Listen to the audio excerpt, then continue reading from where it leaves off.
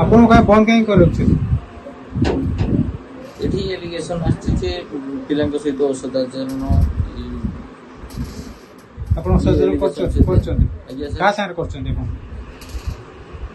କାହା ସାଙ୍ଗରେ କରୁଛି ସାର୍ ସେମିତି ଆପଣ ଯେମିତି କହୁଛନ୍ତି କାହା ସାଙ୍ଗରେ କରୁଛି ତ ସାର୍ ଏଗୁଡ଼ା ଅସଦାଚରଣ ମାନେ ମୋ ପିଲା ଭଳିଆ ମୋ ଛୋଟ ଝିଅ ପୁଅ ମୁଁ ସମସ୍ତଙ୍କ ସହିତ ମିଶେ ଖେଳେ ବୁଲେ ସମସ୍ତଙ୍କ ସହିତ ଇଏ କରେ ସମସ୍ତଙ୍କ ସହିତ ଏକୁଆଣ୍ଟେଡ୍ ଆମେ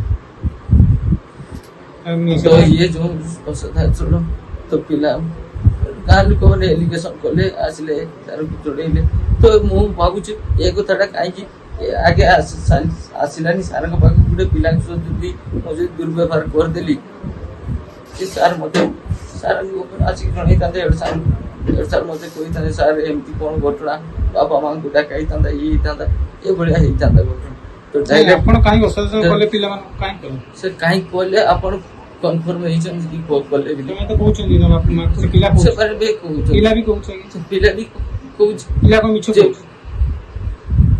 କୋଉ ଛୋଟ ପିଲା ମିଛ କହିବ କି? ଛୋଟ ପିଲା ସତ କହିବେ ବୋଲି ଏ ବି ଗ୍ୟାରେଣ୍ଟି କ'ଣ ଆପଣଙ୍କର? ଯାହା ଘଟିଛି ସେୟା କହିବ ନା ମିଛ କାହିଁକି? ତ ଆପଣ ମତେ ବଡ ହେଇଛି ବୋଲି ଆପଣ ଜାଣିପାରୁଛନ୍ତି କି?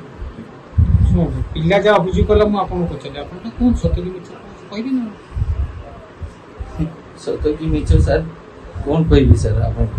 ସତ କି ମିଛ ସାର୍ ଏମିତି କହିଲେ ସତ ଯଦି ମିଛ କହିବି ବି ଆପଣ କହିବେ ନାଇଁ ଏଇଟା ଆପଣ ସତଟା କୁହନ୍ତୁ ସତ ଯଦି କହିବି ଆପଣ ସେଇଟା ମାନିଲେ ଏଇଠି ଆପଣ ସତ କଥା କୁହନ୍ତୁ। ସତ କଥା ସେ କହିସାରିଛି କୁହନ୍ତୁ ସତ ନା ନାହିଁ ଗୋଟେ ସେଟା କୁହନ୍ତୁ ଆମକୁ ଯେଟା କହିଛ ଘଟଣା ସତ ସେଟା କହୁନାହାନ୍ତି।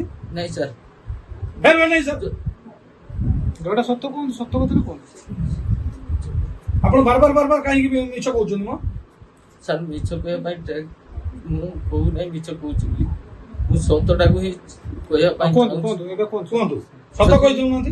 ନାଇଁ ସତ କହିବା ପାଇଁ ଗଲେ ସାର୍ ଆପଣ ଏ ଯୋଉ କଥା ଉଠିଲା ଏଠି ଏ ପିଲା ସହିତ କିଏ କହୁଛି ବାଥରୁମ୍ କି ଡାକିଲା କିଏ କହୁଛି ଅଫିସ୍ କି ଡାକିଲା ତ ଏମିତି କିଛି ବି କାହାରିକି ଡାକି ନାହିଁ କି କାହାରିକୁ ଇଏ କରିନାହିଁ।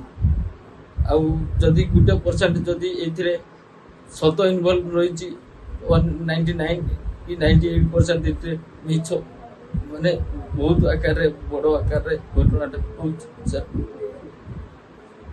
ତାମାନେ ଆପଣ କରିନାହାନ୍ତି ଆପଣଙ୍କ ଗାଁର ସଦର ବ୍ଲକର ଅଭିଯୋଗ ନାହିଁ ଏଠି ଅଭିଯୋଗ ଆଗରୁ ହେଇନି ସଦର ବ୍ଲକରେ ସାର୍ ହଁ ସଦର ବ୍ଲକରେ ହେଇନି ଆପଣଙ୍କ ନାଁରେ ଏଠି ଆଗରୁ କମ୍ପ୍ଲେନ ହେଇନି ସଦର ଏଠି ହେଇଛି ନା ନାହିଁ ଏଠି ହେଇଛି ହେଲା ଆଗରୁ ହେଇଛି ସାର୍ ଆଜି ବି ଘଟିଛି। କାହିଁ ଆପଣ ଏମିତି କାହିଁ କରୁଛନ୍ତି? ଛାତ୍ରମାନେ ସେ ଆପଣଙ୍କର ଝିଅ ଭଳିଆ ତମେ ତ ନିଜେ ଆଡମିଟ୍ କରୁଛ ଯେ ହଁ ମୁଁ ଇଏ କରୁଛି ବୋଲି ସିଆସିଙ୍କ ପାଖରେ ହଁ କହିଲ ଆମ ପାଖରେ ବି ହଁ କହିଛ ଏବେ କାହିଁକି ମୁଁ ସାର୍ଙ୍କ ସାମ୍ନାରେ ମିଛ କହୁଛ ଯେ 99% କିସ ଇଏ ଯାହା ସତ ସେଟା ସତ କହିବ।